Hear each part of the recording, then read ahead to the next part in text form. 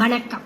ஆகாஷ்வாணி புதுச்சேரி செய்திச் சுருக்கம் வாசிப்பவர் மலர்விழி.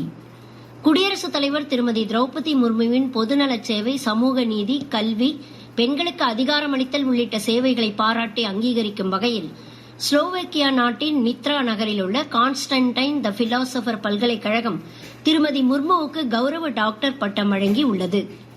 2008ஆம் ஆண்டு நவம்பர் மாதம் 26ஆம் தேதி மும்பையில் கடல் மார்க்கமாக வந்து நட்சத்திர ஹோட்டல்கள் மற்றும் சத்ரபதி சிவாஜி மகாராஜ் ரயில் நிலையத்தில் நிகழ்த்தப்பட்ட தீவிரவாத தாக்குதலுக்கு மூளையாக செயல்பட்டதாக கருதப்படும் தஹவர் உசேன் ராணா என்ற தீவிரவாதி அமெரிக்காவிலிருந்து நாடு கடத்தப்பட்டு இன்று டெல்லி கொண்டுவரப்பட்டார்.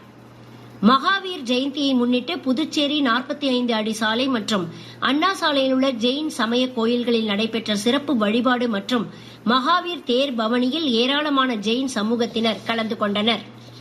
வில்லியனூர் சுந்தரமூர்த்தி விநாயகபுரம் மேற்கு பகுதியில் அமைந்துள்ள வள்ளி தேவசேனா சமேத அருள்மிகு சிவசுப்பிரமணியர் கோவிலில் பங்குனி மித்ர திருவிழாவை முன்னிட்டு இன்று காலை தேரோட்டம் நடைபெற்றது. இந்த தேரோட்டத்தில் தொகுதி சட்டமன்ற உறுப்பினர் திரு சிவா மற்றும் பொதுமக்கள் ஏராளமானோர் கலந்து கொண்டனர்.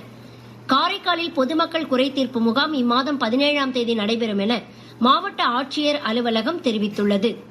சென்னை சூப்பர் கிங்ஸ் அணியின் கேப்டனாக MS தோனி அறிவிக்கப்பட்டுள்ளார். தற்போதைய கேப்டன் ருத்ராஜ் கெய்க்வாட் காயம் காரணமாக கேப்டன் பதவியிலிருந்து விலகியுள்ளார். இந்திய மகளிர் ஹாக்கி அணியினர் ஆஸ்திரேலியாவிற்கு இம்மாதம் 26ஆம் தேதி முதல் அடுத்த மாதம் 4ஆம் தேதி வரை சுற்றுப்பயணம் மேற்கொள்கின்றனர். இந்த பயணத்தின் போது 5 போட்டித் தொடர்களில் இந்தியா மற்றும் ஆஸ்திரேலிய அணிகள் மோத உள்ளன. இத்துடன் இந்த செய்திச் சுருக்கம் நிறைவு பெறுகிறது.